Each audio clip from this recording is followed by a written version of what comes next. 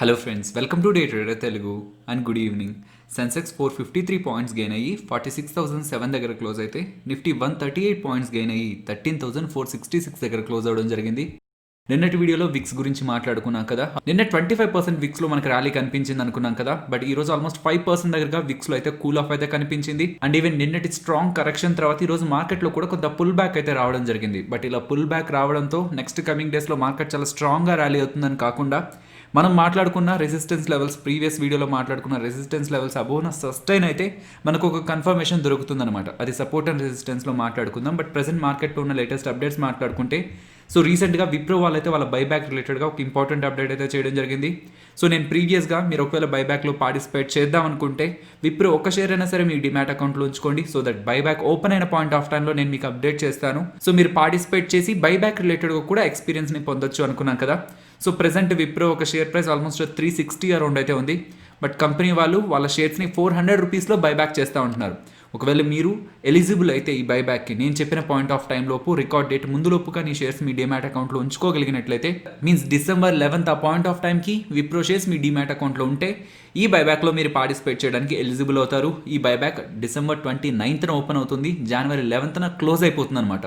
So in between ఈ dates మీరు ఈ బైబ్యాక్లో పార్టిసిపేట్ చేయొచ్చు. సో పార్టిసిపేషన్ ఎలా ఉంటుందంటే, మా దగ్గర ఈ షేర్స్ ఉన్నాయి, ఇవి మేము 400 రూపీస్లో మీకు ఆఫర్ చేస్తున్నామని మీరు కంపెనీకి ఆఫర్ చేస్తే, వచ్చిన డిమాండ్ని బట్టి ఎన్ని షేర్స్ కొనుక్కోవాలనేది కంపెనీ డిసైడ్ చేసి, ఎన్ని షేర్స్ అయితే కంపెనీ బైబ్యాక్ చేస్తుందో ఆ షేర్స్ రిలేటెడ్గా పర్ షేర్ 400 రూపీస్ లెక్కన క్యాలిక్యులేట్ చేసి ఆ డబ్బులు అయితే మీకు క్రెడిట్ చేస్తారు. అండ్ ఈ బైబ్యాక్ ఒక సెటిల్మెంట్, బిడ్ సెటిల్మెంట్ అనేది January 20 అవుతుంది అంటున్నారు. ఈ బైబ్యాక్ రిలేటెడ్ గా విప్రో వాళ్ళు ఎక్స్చేంజెస్ కి సబ్మిట్ చేసిన అఫీషియల్ లెటర్ ని కూడా నేను మీకు టెలిగ్రామ్ లో అప్డేట్ అయితే చేయడం జరిగింది. అండ్ ఈ ప్రాసెస్ ద్వారా విప్రో వాళ్ళు 23,75,00,000 షేర్స్ అయితే బైబ్యాక్ చేయబోతున్నారు. నెక్స్ట్ బెక్టర్స్ కూడా ఐపీఓ గురించి మాట్లాడుకోవాలి. మొదట గ్రే మార్కెట్ ప్రీమియం గురించి మాట్లాడుకుందాం.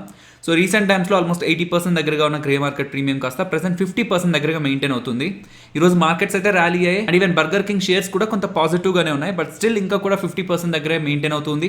ఇదే పాజిటివ్ సెంటిమెంట్ కమింగ్ డేస్లో మెయింటైన్ అయితే పాసిబుల్లీ గ్రే మార్కెట్ ప్రీమియం కొంతవరకు పెరగడానికి అయితే స్కోప్ ఉంది. సో యాజ్ ఆఫ్ నో మార్కెట్లో లిస్ట్ అయితే 50% దగ్గరగా లిస్టింగ్ గెయిన్స్తో లిస్ట్ అవడానికి పాసిబిలిటీ ఉంటుందని ఎలాగా బయట అయితే డిమాండ్ అయితే మెయింటైన్ అవుతుంది. అండ్ మీరు ఒకవేళ బెక్టర్స్ కూడా ఐపీఓ అప్లై చేసినట్లయితే మీకు అలాట్ అయిందా లేదా అని రేపు ఈ వెబ్సైట్లోకి వచ్చి మీరు చెక్ చేయొచ్చు.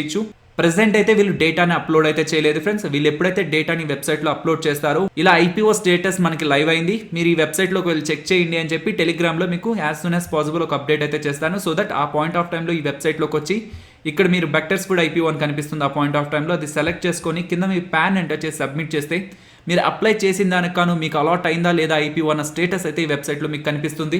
అండ్ ఇఫ్ ఇన్ కేస్ మీరు మన టెలిగ్రామ్ ఛానల్లో లేనట్లయితే టెలిగ్రామ్ యాప్ డౌన్లోడ్ చేసుకొని డే ట్రేడర్ తెలుగు అని కంప్లీట్గా ఇంగ్లీష్లో సెర్చ్ చేస్తే 1,37,000 అబోవ్ సబ్స్క్రైబర్స్ ఉన్న ఒక ఛానల్ కనిపిస్తుంది. అదే మన channel. And next Antony waste handlings LIPO గురించి మాట్లాడుకోవాలి. Day 1 almost 2 times and Day 2 almost 4 times దగ్గరగా ఓవర్ సబ్స్క్రిప్షన్ అయితే కనిపిస్తుంది. రీటైల్ కేటగిరీలో ఆల్మోస్ట్ 7 times దగ్గరగా ఓవర్ సబ్స్క్రిప్షన్ కనిపిస్తుంది. బట్ గ్రే మార్కెట్ ప్రీమియం అయితే అంత స్ట్రాంగ్ గా లేదు ఫ్రెండ్స్. ప్రీవియస్ గా మనకు ఆల్మోస్ట్ 50% దగ్గరగా లిస్టింగ్ గెయిన్స్ రావడానికి స్కోప్ ఉందనే స్టేజ్ నుంచి ప్రెసెంట్ 30% దగ్గరే లిస్టింగ్ గెయిన్స్ రావడానికి స్కోప్ ఉంటుందని ఎలాగైతే గ్రే మార్కెట్ ప్రీమియం అయితే మెయింటైన్ అవుతుంది. సో స్టిల్ నేను ఇంకా కూడా ఈ ఐపీఓకి అయితే అప్లై చేయలేదు. బికాస్ 30% గ్రే మార్కెట్ ప్రీమియం అనేది చాలా వీక్. ఐపీఓ రిలేటెడ్గా చేసిన డెడికేటెడ్ వీడియోలోనే నేను క్లియర్గా మెన్షన్ చేశాను, అబో 80% ఉంటేనే నేను లిస్టింగ్ గెయిన్స్ కోసం అప్లై చేస్తాను. ఈవెన్ యాంకర్ ఇన్వెస్టర్స్ దగ్గర నుంచి కూడా గ్రేట్ రెస్పాన్స్ అయితే ఈ ఐపీఓ కనిపించలేదు.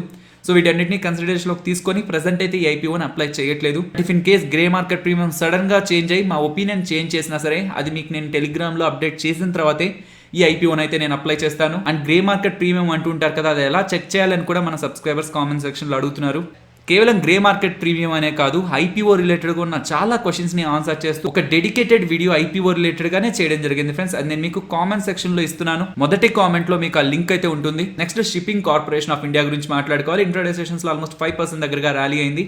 సో దీని రిలేటెడ్గా ఒక ఇంపార్టెంట్ అప్డేట్ ఉంది. సో ఈ కంపెనీలో గవర్నమెంట్ 63.74% దగ్గరగా వాటాని హోల్డ్ చేస్తుంది. So government of India disinvestment లో భాగంగా చాలా కంపెనీస్ లో ఓఎఫ్ఎస్ ద్వారా షేర్స్ ని సెల్ చేయాలని ప్రయత్నించారు. రీసెంట్ డేస్ లో ఐఆర్సీటీసీలో కూడా ఆల్మోస్ట్ 20% వాటా నమ్మేందుకు ప్రయత్నించారు. ఈవెన్ బీపీసీఎల్ లో కూడా నియర్ టు 53% వాటా బీపీసీఎల్లో కూడా డిస్ఇన్వెస్ట్మెంట్ చేసేందుకు ప్రయత్నిస్తున్నారు కదా. సో అలానే ఈ షిప్పింగ్ కార్పొరేషన్ ఆఫ్ ఇండియాలో కూడా గవర్నమెంట్ హోల్డ్ చేస్తున్న 63.74% వాటానైతే డిస్ఇన్వెస్ట్మెంట్ ద్వారా సెల్ చేయాలని గవర్నమెంట్ ఆఫ్ ఇండియా అయితే భావిస్తుంది.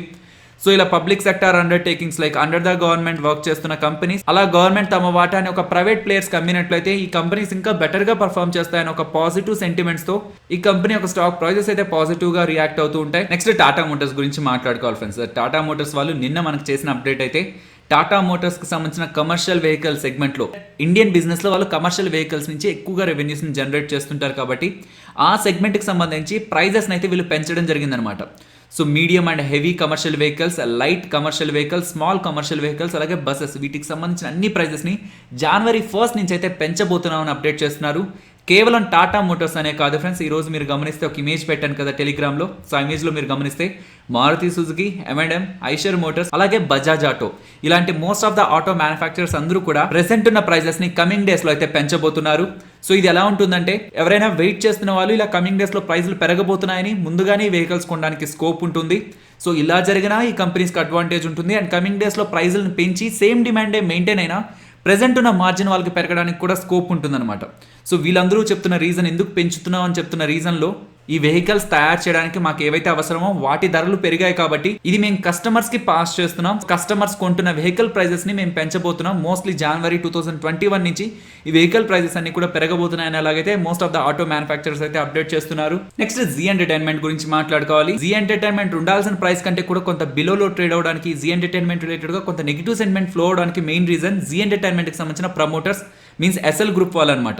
ఎస్ఎల్ గ్రూప్ కి సంబంధించిన మిగిలిన కంపెనీల కారణంగా జీ ఎంటర్టైన్మెంట్ మీద అది నెగిటివ్ గా ఇంపాక్ట్ చేస్తూ వచ్చాయి. సో ప్రెసెంట్ కూడా అదే ఇష్యూ. ఎస్ఎల్ గ్రూప్ కి సంబంధించిన సిటీ నెట్వర్క్స్ కి ఇండస్ఇండ్ బ్యాంక్ వాళ్ళు 400 crores దగ్గరగా లోన్ ఇచ్చారు. అండ్ ఆ లోన్ కి జీ ఎంటర్టైన్మెంట్ వాళ్ళు గ్యారంటీ ఇవ్వడం జరిగిందనమాట. వాళ్ళు టైమ్లీ రీపేమెంట్ చేయలేకపోయేసరికి ఆ పేమెంట్ రిలేటెడ్ గా ఇండస్ఇండ్ బ్యాంక్ వాళ్ళు జీ ఎంటర్టైన్మెంట్ ని కాంటాక్ట్ అవ్వడం జరిగింది. సో ఇండస్ఇండ్ బ్యాంక్ వాళ్ళు జీ ఎంటర్టైన్మెంట్ ని కాంటాక్ట్ అయ్యి డబ్బులు పే చేయండి అని అడుగుతూ ఉండేసరికి జీ ఎంటర్టైన్మెంట్ వాళ్ళు కోర్టుని ఆశ్రయించడం జరిగిందనమాట.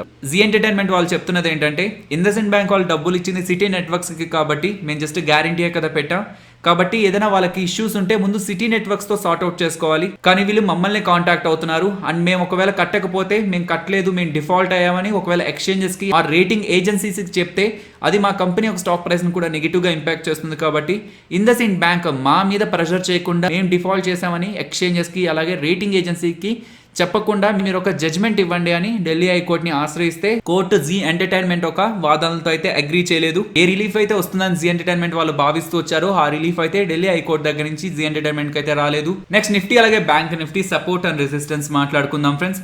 నిన్నటి వీడియోలో సపోర్ట్ అండ్ రెసిస్టెన్స్ మధ్యలో చాలా గ్యాప్ ఉంటుందన్నమాట. సపోర్ట్ ఆల్మోస్ట్ 13,070 దగ్గర ఇస్తే రెసిస్టెన్స్ 13,560 దగ్గర ఇచ్చాను. అండ్ ఆ గ్యాప్ కూడా రీజన్ మార్కెట్ కన్సాలిడేట్ అయితే లోయర్ టైం ఫ్రేమ్స్ లో ఉన్న సపోర్ట్ అండ్ రెసిస్టెన్స్ దగ్గరగా ఉన్న సపోర్ట్ అండ్ రెసిస్టెన్స్ ని మార్కెట్ ఈజీగా బ్రేక్ చేయడానికి పాసిబిలిటీ ఉంటుంది.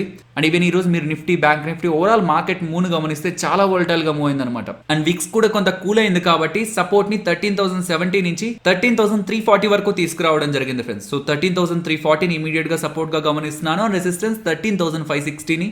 And bank Nifty support immediate గా 29,270 and resistance 30,180. Next Nifty option chain గమనించే ప్రయత్నం చేద్దాం. మనం చూస్తున్నది 24th December weekly expiry contract data. దీన్ని మంత్లీ ఎక్స్పైరీ కాంట్రాక్ట్ డేటాతో కూడా కంబైన్ చేస్తూ ప్రెసెంట్ ఉన్న డేటా ప్రకారం ఉన్న ఇంపార్టెంట్ రేంజ్ ని గమనించే ప్రయత్నం చేద్దాం. ప్రెసెంట్ ఉన్న లెవెల్స్ నుంచి టాప్ సైడ్ మూవ్ అయ్యే ప్రయత్నం చేస్తే 13,700 దగ్గర నియర్ వీక్లీ ఎక్స్పైరీ కాంట్రాక్ట్ లో 33 lakh ఓవరాల్ ఓపెన్ ఇంట్రెస్ట్ ఉంది. బట్ ఇంట్రాడేలో అక్కడ ఎక్కువగా ఓపెన్ ఇంట్రెస్ట్ అయితే ఫామ్ అవ్వలేదు. కాకపోతే డిసెంబర్ మంత్లీ ఎక్స్పైరీ కాంట్రాక్ట్ డేటాని మీరు గమనిస్తే 13,700 దగ్గర ఆల్మోస్ట్ 2,76,000 దగ్గరగా అక్కడ ఓపెన్ ఇంట్రెస్ట్ అయితే ఫామ్ అవడం జరిగింది. అండ్ ఓవరాల్ గా కూడా మంత్లీ ఎక్స్పైరీలో 15 lakh ఉందన్నమాట.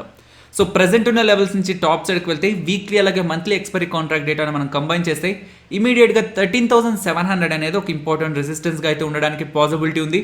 అండ్ ప్రెసెంట్ ఉన్న లెవెల్స్ నుంచి లోయర్ సైడ్ మూవ్ అయితే 13,200 లెవెల్ ని గమనించండి ఫ్రెండ్స్.